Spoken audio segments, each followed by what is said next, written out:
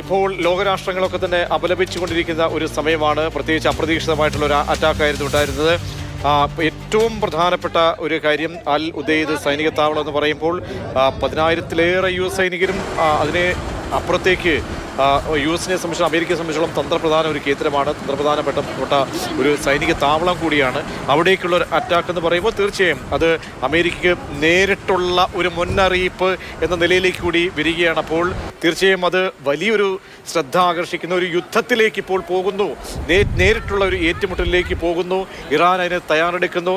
നമുക്കറിയാം bunker buster ആക്രമണത്തിന് ശേഷം ഇറാന്റെ ഭാഗത്തുനിന്ന് ഒരു മുന്നറിയിപ്പ് വന്നിരുന്നു. അതിന് മുൻപേ തന്നെ ഏതെങ്കിലും രീതിയിൽ അമേരിക്കയുടെ ഭാഗത്തുനിന്നും ഒരു തിരിച്ചടി ഉണ്ടാവുകയാണെങ്കിൽ അത് വലിയ നാശത്തിലേക്ക് പോകുമെന്ന ഇറാന്റെ മുന്നറിയിപ്പാണ് വന്നത്. അതിന് തൊട്ടു പിന്നാലെയാണ് ഇപ്പോൾ അമേരിക്കയുടെ സൈനിക താവളങ്ങൾക്ക് നേരെ ഉണ്ടായിരിക്കുന്ന ഈ അറ്റാക്ക്. അപ്പോൾ ഈ ഖത്തറിലേക്കുള്ള ഈ അറ്റാക്കിനെ സംബന്ധിച്ചോളം നമുക്ക് അറിയാം, ഇന്ത്യയിൽ നിന്ന് എത്രയോ ആയിരക്കണക്കിന് ആളുകൾ ജോലി ചെയ്യുന്ന ഒരു സ്ഥലമാണ്. മലയാളികളായിട്ട് നിരവധി ആളുകൾ അവിടെ ജോലി ചെയ്യുന്ന ഒരു സ്ഥലമാണ്. ഇപ്പോൾ ഏറ്റവും ഒടുവിലായി അറിയാം, ഇറാന്റെ ഭാഗത്തു നിന്നും പറയുന്നത് ഒരു തരത്തിലൊരു ഗൾഫ് രാജ്യങ്ങൾക്കെതിരെയുള്ള ഒരു അറ്റാക്കല്ല, അതേസമയം അമേരിക്കയ്ക്കുള്ള ഒരു മുന്നറിയിപ്പാണ് എന്ന ഒരു ഭാഷ വരുമ്പോഴും ശക്തമായ രീതിയിൽ ഇപ്പോൾ അമേരിക്കയുമായി ബന്ധപ്പെട്ട് പാശ്ചാത്യ രാജ്യങ്ങളൊക്കെ ശക്തമായ ഭാഷയിൽ അപലപിക്കുന്നു. ഇപ്പോൾ എയർബേസ് പ്രധാനമായും കുവൈറ്റ്, ബഹ്റൈൻ തുടങ്ങിയ പ്രധാനപ്പെട്ട തന്ത്രപ്രധാന കേന്ദ്രങ്ങളിലൊക്കെ ഇപ്പോൾ ഈ വ്യോമപാതകൾ അടച്ചിരിക്കുന്ന ഏറ്റവും പുതിയ വിവരങ്ങൾ വരുന്നു. സുരേഷ് വെള്ളിമുറ്റം നമ്മോടൊപ്പം ചേരുന്നുണ്ട്. സുരേഷ്, ഇപ്പോൾ മണിക്കൂറുകളിലേക്ക് കടക്കുകയാണ് ഈ അറ്റാക്കിന് ശേഷം. എന്തൊക്കെയാണ് ഇപ്പോൾ നമുക്കറിയാൻ കഴിയുന്ന, പ്രത്യേകിച്ച് വ്യോമപാതയൊക്കെ അടയ്ക്കുമ്പോൾ നമ്മളെ സംബന്ധിച്ചോളം നമുക്കൊക്കെയുള്ള ഒരു ദൈനംദിന റൂട്ടാണിത്, വ്യോമപാതയാണിത്. അത് എത്രത്തോളം നമ്മളെ ബാധിച്ചിട്ടുണ്ട്? ഇന്ത്യൻ എംബസി എന്തെങ്കിലും ഒരു അലർട്ട് പ്രത്യേകിച്ച് ഇപ്പോൾ നൽകുന്നുണ്ടോ? എന്തൊക്കെയാണ് വിവരങ്ങൾ? തീർച്ചയായും പല മേഖലകളിലായിട്ടാണ് ഇത് നമ്മളെ ബാധിക്കാൻ പോകുന്നത്. ആദ്യം ഏതായാലും ഇന്നുണ്ടായ ആക്രമണത്തെ കുറിച്ച് പറയാം. വൈകുന്നേരത്തോടു കൂടിയാണ് ആക്രമണം ഉണ്ടായത്. ആദ്യ മിസൈൽ ആക്രമണ വാർത്ത വരുന്നത് ഖത്തറിൽ നിന്നുമായിരുന്നു. ഖത്തറിലേക്ക് 6 മിസൈലുകൾ ഇറാൻ വർഷിച്ചു എന്നുള്ളതായിരുന്നു വാർത്ത. പക്ഷേ ഈ മിസൈലുകൾ താഴെ വീണ് അല്ലെങ്കിൽ ജനവാസ കേന്ദ്രങ്ങളിലോ അല്ലെങ്കിൽ സൈനിക ക്യാമ്പിലോ വീണ് പൊട്ടിയതോ അല്ലെങ്കിൽ അതിന്റെ ഭാഗമായിട്ടുള്ള ഏതെങ്കിലും നാശനഷ്ടങ്ങൾ ഉണ്ടായതോ ആയിട്ടുള്ള റിപ്പോർട്ടില്ല. മറിച്ച് ഖത്തർ തന്നെ ഇക്കാര്യത്തിൽ ഒരു വിശദീകരണം നൽകിയത് തങ്ങളുടെ അതിർത്തിയിലേക്ക് പൂർണ്ണമായും തങ്ങളുടെ പരമാധികാരം ലംഘിച്ചുകൊണ്ടുള്ള ആക്രമണം ഉണ്ടായി. പക്ഷേ ആ മിസൈലുകളൊക്കെ ആകാശത്ത് വെച്ച് തന്നെ നിർവീര്യമാക്കിയെന്ന് ഖത്തർ വ്യക്തമാക്കുകയും ചെയ്തു. ഖത്തറിൽ നിന്നുമുള്ള ഈ ആക്രമണത്തിന്റെ വാർത്ത വന്ന ഏതാണ്ട് മിനിറ്റുകൾക്കുള്ളിൽ തന്നെയാണ് ഇറാഖിൽ നിന്നുമുള്ള ആക്രമണ വാർത്ത വരുന്നത്. ഇറാഖിലേക്കും ഇറാന്റെ ഭാഗത്തു നിന്നും മിസൈൽ ആക്രമണം ഉണ്ടായി. ഇങ്ങനെ ഗൾഫ് മേഖലയിൽ 2 രാജ്യങ്ങൾക്ക് നേരെയാണ് ഇതുവരെ. ഈ ഇറാന്റെ ഭാഗത്തു നിന്നും ഇങ്ങനെ ഒരു മുന്നറിയിപ്പ് സ്വാഭാവികം നേരത്തെ ഉണ്ടായതിനു ശേഷം ഈ കൃത്യമായ രീതിയിൽ തയ്യാറെടുപ്പുകൾ ഈ രാഷ്ട്രങ്ങളൊക്കെ നടത്തിയിരുന്നു. കാരണം ഈ എയർബേസിൽ വെച്ച് തന്നെ അല്ലെങ്കിൽ ആകാശത്ത് വെച്ച് തന്നെ നിർവീര്യമാക്കാൻ ഇത്ര മിസൈലുകളെ സാധിച്ചുവോ? അതാണോ ഈ തയ്യാറെടുപ്പിന്റെ ഭാഗമായിട്ടാണോ വലിയ രീതിയിലൊരു കാഷ്വാലിറ്റീസോ അല്ലെങ്കിൽ മറ്റ് ഏതെങ്കിലും തരത്തിലുള്ള അനിഷ്ട സംഭവങ്ങളോ ഒന്നും റിപ്പോർട്ട് ചെയ്യാതെ പോയിട്ടുള്ളത്? അതൊരു നേരത്തെ തയ്യാറെടുപ്പിന്റെ ഭാഗമായിരുന്നോ? തീർച്ചയായും. കാരണം അത്രയ്ക്ക് വലിയൊരു ജാഗ്രതയും തയ്യാറെടുപ്പും അമേരിക്കയുടെ ഭാഗത്തു നിന്നും ഈ ഗൾഫ് മേഖലയിലെ രാജ്യങ്ങളുടെ ഭാഗത്തു നിന്നും ഉണ്ടായിട്ടുണ്ട്. ആദ്യം തന്നെ അമേരിക്കൻ പൗരന്മാർക്ക് എല്ലാവർക്കും അമേരിക്കൻ എംബസി, ഖത്തറിലെ എംബസി മുന്നറിയിപ്പ് നൽകിയിരുന്നു. അനാവശ്യമായിട്ട് പുറത്തിറങ്ങരുത്, സുരക്ഷിത കേന്ദ്രങ്ങളിൽ കഴിയണമെന്ന് ഇന്ന് ഉച്ചയോടുകൂടി തന്നെ മുന്നറിയിപ്പ് നൽകിയിരുന്നു. മാത്രമല്ല ഇന്നലെ US സ്റ്റേറ്റ് ഡിപ്പാർട്ട്മെന്റും ഇത്തരത്തിലുള്ള ഒരു മുന്നറിയിപ്പ് നൽകിയിരുന്നു.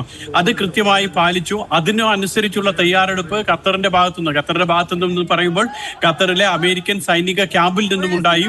അതുകൊണ്ട് തന്നെയാണ് ഖത്തറിന്റെ അതിർത്തിയിലേക്ക് ഈ മിസൈലുകൾ വരുന്ന സമയത്ത് ആകാശത്ത് വെച്ച് തന്നെ നിർവീര്യമാക്കാൻ കഴിയുന്നത്. ആ ദൃശ്യങ്ങളിലൊക്കെ നമുക്ക് കൂടുതലായി കാണാൻ കഴിയുന്നുണ്ട്. നിരവധി മിസൈലുകൾ വരുന്നതായിട്ടാണ് നമുക്ക് ആ ദൃശ്യങ്ങളിൽ തോന്നുക. പക്ഷേ യഥാർത്ഥത്തിൽ 6 മിസൈലുകൾ വരികയും ആ മിസൈലുകളെ നിർവീര്യമാക്കാനുള്ള സംവിധാനം ഖത്തറിൽ നിന്ന് പറന്നുയർന്ന് അതിനെ നിർവീര്യമാക്കുന്നു. അതാണ് തുടർച്ചയായിട്ട് മുകളിലേക്ക് വരുന്നത് നമുക്ക് കാണുന്നത്. ഒരുപാട് മലയാളികൾ നമ്മുടെ സ്റ്റുഡിയോയിലേക്കൊക്കെ വിളിക്കുന്നുണ്ട്. ഒരുപാട് പേർക്ക്, നാട്ടിലുള്ള ആളുകൾക്കാണ് പ്രധാനപ്പെട്ട ഈ ആശങ്ക. അപ്പോൾ ഈ വ്യോമ പാത സംബന്ധിച്ചുള്ള കാര്യങ്ങൾ, കാരണം പ്രധാനപ്പെട്ട രാജ്യങ്ങളൊക്കെ തന്നെ ഈ സമീപ പ്രദേശങ്ങളിലെ രാജ്യങ്ങളൊക്കെ തന്നെ വ്യോമപാത ഇപ്പോൾ അടച്ചിട്ടുണ്ട്. അത് എത്രത്തോളം വളരെ ആശങ്ക ഉണർത്തുന്നതാണ്. അല്ലെങ്കിൽ ഈ നിലവിലെ സാഹചര്യത്തിൽ മറ്റൊന്നും അനിഷ്ട സംഭവങ്ങളില്ലെങ്കിലും ഈ ഡിലേ വരുന്നത് പല മലയാളികളായാലും ഇന്ത്യക്കാരെ സംബന്ധിച്ചോളം വലിയ ആശങ്കയാണ്. അത് സംബന്ധിച്ച് എന്താണ് എംബസിയുമായി ബന്ധപ്പെട്ടോ അല്ലെങ്കിൽ എന്തെങ്കിലും ഒരു അറിയിപ്പോ മറ്റോ വരുന്നുണ്ടോ സുരേഷ്? ഇപ്പോഴത്തെ സാഹചര്യത്തിൽ ഈ വിമാന സർവീസുകളൊക്കെ എപ്പോൾ പുനരാരംഭിക്കുമെന്ന് നമുക്ക് പറയാൻ കഴിയില്ല. ഏറ്റവും ഒടുവിലത്തെ വാർത്ത അനുസരിച്ച് ബഹ്റൈനും വ്യോമപാത അടച്ചിരിക്കുന്നു. അപ്പോൾ ബഹ്റൈൻ, ഖത്തർ, കുവൈറ്റ് തുടങ്ങിയിട്ടുള്ള രാജ്യങ്ങളൊക്കെ തന്നെ വ്യോമപാത അടയ്ക്കുന്നു. UAE-യിലേക്കുള്ളതും UAE-യിൽ നിന്ന് തിരിച്ച് അങ്ങോട്ട് പോകുന്നതുമായിട്ടുള്ള എല്ലാ വിമാനങ്ങളും റദ്ദാക്കിയിരിക്കുന്നു എന്നുള്ളതാണ് അറിയിപ്പ് വരുന്നത്. വ്യോമപാത അടച്ചതായിട്ടുള്ള റിപ്പോർട്ടില്ല, പക്ഷേ എല്ലാ വിമാനങ്ങളും റദ്ദാക്കിയിട്ടുണ്ട്. പല വിമാനങ്ങളും ഇപ്പോൾ UAE-യിലേക്ക് വരുന്ന വിമാനങ്ങൾ UAE അതിർത്തിയിലേക്ക് പ്രവേശിക്കുന്നതിന് മുൻപ് തന്നെ ഒമാൻ തലസ്ഥാനമായിട്ടുള്ള മസ്കറ്റിൽ ലാൻഡ് ചെയ്യുന്നതായിട്ട് അറിയുന്നു. അതോടൊപ്പം തന്നെ കേരളത്തിലേക്ക് അടക്കം വരുന്ന ചില വിമാനങ്ങൾ ഇനിയിപ്പോൾ മസ്കറ്റിൽ ഇവിടെ നിന്ന് പുറപ്പെട്ടിട്ടുള്ള വിമാനങ്ങൾ ഒരുപക്ഷെ മസ്കറ്റിൽ ലാൻഡ് ചെയ്തേക്കാം. ഇനി മസ്കറ്റ് കൂടി വ്യോമപാത അടയ്ക്കുമോ എന്നുള്ളതാണ് അടുത്ത ആശങ്ക. ഏതായാലും ഇപ്പോഴത്തെ സാഹചര്യത്തിൽ ഗൾഫ് മേഖലയിൽ വ്യോമഗതാഗതം എപ്പോൾ പൂർവ്വ രീതിയിൽ പുനഃസ്ഥാപിക്കുമെന്ന് പറയാൻ കഴിയില്ല. പക്ഷേ കേട്ടുകൊണ്ടിരിക്കുന്ന പ്രേക്ഷകർ ഓർക്കുക, വലിയൊരു ആശങ്ക അല്ലെങ്കിൽ തങ്ങളുടെ പ്രിയപ്പെട്ട ആളുകളുടെ ജീവൻ അപകടപ്പെടുത്തുന്ന വിധത്തിലുള്ള സംഭവങ്ങൾ എവിടെയും റിപ്പോർട്ട് ചെയ്തിട്ടില്ല. അക്കാര്യത്തിൽ ധൈര്യമായിട്ടിരിക്കുക. UAE-യിലോ ഖത്തറിലോ കുവൈറ്റിലോ ഒമാനിലോ ഒന്നും ഇത്തരത്തിലുള്ള ആളപായമോ അത്തരത്തിൽ ആളുകൾ വസിക്കുന്ന സ്ഥലത്ത് ആക്രമണമോ ഉണ്ടായിട്ടില്ല. ഖത്തറിലേക്ക് ഇറാനിൽ നിന്നും മിസൈലുകൾ വന്നെങ്കിൽ പോലും അത് ആകാശത്ത് വെച്ച് നിർവീര്യമാക്കാൻ ഖത്തറിന് കഴിഞ്ഞു. അതോടൊപ്പം തന്നെ ഖത്തറിലും അതോടൊപ്പം തന്നെ സൗദി അറേബ്യയിലും UAE-യിലുമാണ് ഏറ്റവും അധികം കഴിയുന്നത്.